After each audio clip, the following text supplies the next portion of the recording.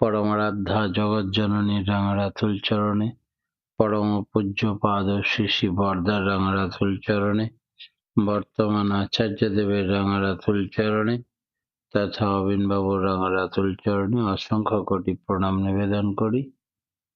এতক্ষণ যারা তার নামামৃত গুণামৃত সুধা পান করলেন, তাদের জীবনের একটি উদ্দেশ্য ঈশ্বর প্রাপ্তি। এই ঈশ্বর প্রাপ্তির ক্ষেত্রে আমরা দেখতে পাই বহু মানুষ বিভিন্ন দেব মূর্তিতে আবদ্ধ থাকেন, বিভিন্ন কুলগুরু দীক্ষাতে আবদ্ধ থাকেন, যাতে করে যুগপুরুষোত্তম শ্রেষ্ঠ গুরু, গুরুর গুরু যিনি সকলের ত্রাতা উদ্ধারকর্তা, তার কাছ থেকে আমরা বঞ্চিত হয়ে থাকি। তাই জাগতিক জ্ঞানের জন্য উপযুক্ত যুক্তি সকলেই স্বীকার করেন, কিন্তু পারমার্থিক জ্ঞান লাভের সম্বন্ধে অনেক গুরুর আবশ্যকতা স্বীকার করতে রাজি হন না। তারা বলেন যে জ্ঞানের বীজ তো আমাদের মধ্যে আছেই, নিজে নিজে উদ্ভব হবে, কিন্তু একটু ভেবে দেখলে বোঝা যাবে লেখাপড়া শিখবার মতো বই সমস্ত দোকানে পাওয়া যায়, তবুও শিক্ষকের প্রয়োজন দেখা যায়। শিক্ষক ছাড়া শিক্ষা অর্জন করা যায় না। জাগতিক কোনো জ্ঞান যদি শিক্ষক ব্যতীত শিক্ষা করা যায়, তাহলে পরমার্থিক জ্ঞান সূক্ষ্ম হতেও সূক্ষ্মতর। শিক্ষক ব্যতি রেখে লাভ করা যাবে কিভাবে? জ্ঞানের বীজ আমাদের মধ্যে আছে, এটা সত্য, কিন্তু তা অপরের সাহায্য ব্যতীত উদ্ভব হয় না। যেমন একটি বৃক্ষের বীজকে অঙ্কুরিত করতে হলে বাইরের থেকে জল, বায়ু, রৌদ্র, মাটি এগুলোর দরকার। এই সকলের সাহায্য ছাড়া এটা অঙ্কুরিত হয় না। সেরকম ভক্তি ও জ্ঞানের বীজ সদ্গুরু, সৎনাম, সৎসঙ্গ ছাড়া উদ্ভব হয় না। সুতরাং গুরুর প্রয়োজন আছে। এতে গুরুর প্রয়োজন ছাড়া একটি মানুষের সত্তার জাগরণ ঘটে না। তারপর আমরা যে সমস্ত বিষয়ে জ্ঞান লাভ করতে ইচ্ছা করি, সেই বিষয়ে অভিজ্ঞ ব্যক্তির নিকট থেকে জ্ঞান লাভ করতে হবে। কিন্তু পারমার্থিক জ্ঞান লাভের সময় আমরা ঠিকভাবে যে নিয়ম প্রতিপালন করি না। যদিও শাস্ত্রে আছে যে তত্ত্বজ্ঞ গুরুর নিকট জ্ঞান শিক্ষা করবে, যেমন গীতায় আছে তদ্বিধি প্রণিপাতেন পরিপ্রশ্নেন সেবয়া উপদেক্ষান্তি তে জ্ঞানং জ্ঞানিনস্তদর্শিনন। অর্থাৎ তত্ত্বজ্ঞ গুরুর নিকট প্রণাম, প্রশ্ন ও সেবা দ্বারা জ্ঞান শিক্ষা করবে। আমরা কিন্তু গুরু তত্ত্বজ্ঞ কিনা সেদিকে দৃষ্টি করি না, কারণ আমাদের দেশে কুলগুরু প্রথা প্রচলিত আছে। কুলগুরু যেমনই হন না কেন, তার নিকট দীক্ষা গ্রহণ করতেই হবে। এমন কথা এই যে কুলগুরু যদি তত্ত্বজ্ঞ দ্রষ্টা না হন, তাহলে তার নিকট থেকে কোনো তত্ত্বজ্ঞান প্রাপ্ত করা যাবে না। অনেকে বলেন যে গুরু যেমন তেমন হলেই হলো, ভক্তি বিশ্বাস থাকলেই হলো। ভক্তি বিশ্বাস থাকলে অস্বীকার করার নয়, কিন্তু যে প্রকারে ভক্তি বিশ্বাস থাকা দরকার তা সাধারণ জীবের আসা সম্ভব কিনা তাই বিবেচ্য। ভক্তি বিশ্বাস তো মুখের কথা নয়, যে রূপ ভক্তি বিনা সাধনা আসা সম্ভব নয় বলে সাধনার প্রয়োজন। সেই জিনিস ঠিক যতদিন তার সম্যক জ্ঞান আমাদের না হয়, ততদিন তাদের প্রতি পূর্ণ বিশ্বাস হয় না। সত্যানুসরণে আছে যার অনুভূতি যতটা, তার দর্শন জ্ঞান ততটা, আর জ্ঞানেই বিশ্বাসের দৃঢ়তা। গুরুতে ভগবত জ্ঞান আসা চাই, তা মুখের কথাই হয় না, সাধনা দ্বারা লাভ করতে হয়। সাধনার অর্থে সাত ধাতু নিষ্পন্ন করা, যে নিরবিচ্ছিন্ন যত্ন অভ্যাস কর্ম আমাদের চরিত্রগত হয়ে ওঠে, তাই সাধনা। অতএব এতখানি অভ্যাস না হলে এই জ্ঞান আসা সম্ভব নয়। তার মধ্যে ভগবত্তার প্রভাব প্রকাশ হয়নি, তাকে তদ্রূপ বিশ্বাস আসা সম্ভব নয়। ব্রহ্মজ্ঞ গুরুতে ভগবৎ প্রভাব প্রস্ফুটিত, তাই সেরূপ গুরুতে ভগবৎ বৃদ্ধি ক্রমশে এসে থাকে। সেই কারণে ব্রহ্মজ্ঞ গুরুর প্রয়োজন। এছাড়া মনে রাখতে হবে, একজন মূর্খ ব্রাহ্মণ আছেন, আর আমি তাকে পণ্ডিত জ্ঞানে খুব ভক্তি বিশ্বাস করি। তাহলে কি তিনি আমার কাছে বিদ্যা শিক্ষা দিতে পারবেন? এবং সেই জ্ঞান কি তার কাছে উদ্বুদ্ধ হয়নি? তার নিকট থেকে তা পাওয়া সম্ভব নয়। তাই কুলগুরু প্রথা আমাদের দেশে এলো কোথা থেকে? পুরাকালে ব্রহ্মজ্ঞ ভিন্ন গুরুকরণ করা হতো, আর মহানির্মাণ তন্ত্রে দেখা যায় সেই প্রকার ব্রহ্মজ্ঞ গুরুকে কৌল বলা হতো। এই কৌল কথা এসেছে কুল কথাটা থেকে। আজকাল কুলগুরু অর্থের বংশাবলী গুরু। এই বংশাবলী গুরু যেমনই হন, তাকে গুরু করতেই হবে, নচেত মহাপাপ হবে। এই ভুল ধারণায় আমাদের আরো ধ্বংসের দিকে নিয়ে যাচ্ছে। এবং মহানির্মাণ তন্ত্র বলছে, ন কুলং কুলো মিত্তহ কুলং ব্রহ্ম সনাতনম। অর্থাৎ সনাতন ব্রহ্মই কুল, বংশকে কুল বলে না। গুরুতন্ত্রে আরো বলা আছে, কুলীন সর্বমন্ত্রাণি মধিসারিত গীতয়ে দীক্ষা গুরু স এব স্যাৎ সর্বমন্ত্রস্য পরাগ। অর্থাৎ কৌল ব্যক্তি সকল মন্ত্রের অধিকারী, এবং তিনি নিখিল মন্ত্রের পারগ এবং দীক্ষা গুরু বলে খ্যাত। অর্থাৎ সারবচন শাস্ত্র বলছে, अपने कुलों की याद करना, क्योंकि जोनी बदलती है पर जीव का कुल नहीं बदलता है। তাই ও একাকী হয়, यानी सब जीव सत्य नाम বংশী হয়। কুলগুরু যদি তত্ত্বজ্ঞ হন, তাহলে তাকে ত্যাগ করার কোনো প্রয়োজন নাই। আর যদি তত্ত্বজ্ঞ না হন, তাহলে তাকে গুরুপদ বরণ করা কর্তব্য নয়। অজ্ঞানতাবশত করলেও অন্য তত্ত্বজ্ঞ গুরু যদি পাওয়া যায়, তবে তার নিকট সত্য নামের দীক্ষা গ্রহণে কোনো দোষ নেই, বরং করাই শ্রেয়। সেই অনুযায়ী তন্ত্রশাস্ত্র বলছে, মধুলোভী ভৃঙ্গ যেমন এক পুষ্প থেকে আর এক পুষ্পে গমন করে, সেইরূপ জ্ঞানলোভী শিষ্য এক গুরু থেকে অন্য গুরুতে গমন করে। জ্ঞান দান করতে সক্ষম গুরুকে ত্যাগ করতে নেই। শাস্ত্রজ্ঞ পণ্ডিত গুরু অনেক আছেন, কিন্তু তারা দ্রষ্টা পুরুষ নন। তাদের নিকট বাচক জ্ঞান ভিন্ন অন্য কোনো জ্ঞানের আশা করা যায় না। সুতরাং পরমার্থ বা তত্ত্বজ্ঞান লাভ করার ইচ্ছা থাকলে তত্ত্বজ্ঞ গুরুর কাছ থেকেই তা লাভ করতে হয়। অন্যথা তুষে পাহাড় দেওয়ার মতো। দীক্ষা নিয়ে কোনো উন্নতি হয় না, পরিশ্রম বৃথা হয়। যার আদর্শ যত বড়, তিনি তত শ্রেষ্ঠত্ব লাভে সমর্থ হন। দ্রষ্টাদের মধ্যে যে স্তরভেদ আছে, সে কথা আমরা জানি।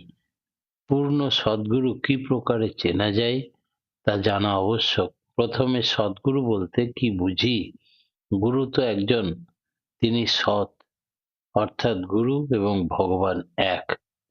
ভগবান শ্রীকৃষ্ণ গীতায় বলছেন, এব সদ্গুরু সাক্ষাৎ সদ্ব্রহ্মবিত্তম। অর্থাৎ সগুণ নির্গুণ ব্রহ্মের তত্ত্ববিদ ব্যক্তিকেই সদ্গুরু বলা হয়। শাস্ত্রে আছে, গুরু ব্রহ্মা গুরুর বিষ্ণু গুরুদেব মহেশ্বর গুরুরেব পরম ব্রহ্ম তস্मै শ্রী গুরবে নমঃ। অজ্ঞানতিমিরন্ধস্য জ্ঞানাঞ্জনশলাকয়া চক্ষুरुन्मिलितं তস্मै শ্রী গুরবে নমঃ। অখণ্ডমণ্ডলাকারং ব্যপ্তং যেন চরাচরম তৎপদং দর্শিতং যেন তস্मै শ্রী গুরবে নমঃ। আচার্যং মাং বিজ্ঞানিয়াৎ ন গুরুরাধিকং। গুরুই যখন এত বড়, তখন আবার গুরু শব্দের আগে সৎ শব্দ যোগ করার উদ্দেশ্য কি? আমাদের জেনে নেওয়া দরকার যে শক্তির তারতম্য ভেদে তত্ত্বদ্রষ্টাদের মধ্যে স্তর ভেদ আছে। অর্থাৎ যিনি যত উচ্চ স্তরে উঠেছেন, তিনি তত বেশি জ্ঞান ও প্রেম লাভ করেছেন। তিনি পিণ্ড দেশ অতিক্রম করে ব্রহ্মাণ্ড দেশ জ্ঞান লাভ করে তিনি গুরুপদ প্রাচ্য বটে, কিন্তু পিণ্ডদেশ অতিক্রম করে ব্রহ্মাণ্ডের জ্ঞান লাভ করলে গুরুপাদ্যবচ্চ হলেও মায়ার সীমায় তিনিও আবদ্ধ থাকেন। তাকে প্রকৃত সদ্গুরু বলা যায় না। তাই প্রকৃত সদ্গুরু যারা, তারা পিণ্ডদেশ ব্রহ্মাণ্ড দেশ অতিক্রম করে নির্মল চৈতন্য রাজ্যে প্রবেশ করেন।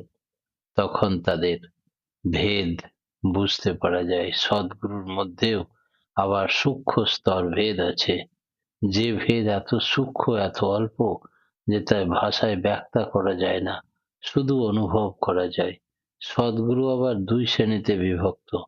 প্রথমটা হচ্ছে তত্ত্বপুরুষ, দ্বিতীয়টা হচ্ছে তত্ত্বজ্ঞ। তত্ত্বপুরুষদের আমরা অবতার বলি, আর তত্ত্বজ্ঞদের মহাত্মা মহাপুরুষ বলে থাকি। তত্ত্বজ্ঞ পুরুষরা সর্বগুণ জ্ঞান শক্তি সম্পন্ন নরদেহে অবতীর্ণ হন, আর তত্ত্বজ্ঞরা সাধারণভাবে অভ্যাস দ্বারা তত্ত্ব উপলব্ধি করে জ্ঞানী হন। আমাদের ঠাকুর হচ্ছেন তত্ত্বজ্ঞ পুরুষ। তিনি এখানে কিছু অভ্যাস করতে আসেননি, তিনি হয়ে এসেছেন। তিনি পূর্ণ সদ্গুরু, যিনি পূর্ণ জ্ঞান ও প্রেমের অধিকারী অথচ অভিমান শূন্য, যিনি ছলে বলে কৌশলে সর্বভূতের মঙ্গল চেষ্টায় সদ্গুরুর লক্ষণ, তিনি যত্নবান, তিনি প্রকৃত সদ্গুরু। যিনি কোনো প্রকারে কাউকেও দুঃখ দেন না, অথচ অসতের প্রশ্রয়ও দেন না, তিনিই সদ্গুরু। যিনি মান অপমান ঘৃণা লজ্জা ভয় দেশ হিংসা অহংকার বিবর্জিত এবং সর্বত্র সমদর্শী, তিনিই সদ্গুরু। যিনি প্রশান্ত ধীর গম্ভীর নিন্দা স্তুতি সুখ দুঃখে অবিচলিত, তিনিই সদ্গুরু। যিনি সরল স্বভাব সুন্দর সাধারণ মানুষের ন্যায় যিনি সংসারে বিচরণ করেন এবং কোনো প্রকার অলৌকিকত্ব বিশেষত্ব দেখা যায় না, তিনিই সদ্গুরু। যিনি অক্রোধী সদা আনন্দময় মিষ্টভাষী মায়াধীশ, তিনিই সদ্গুরু।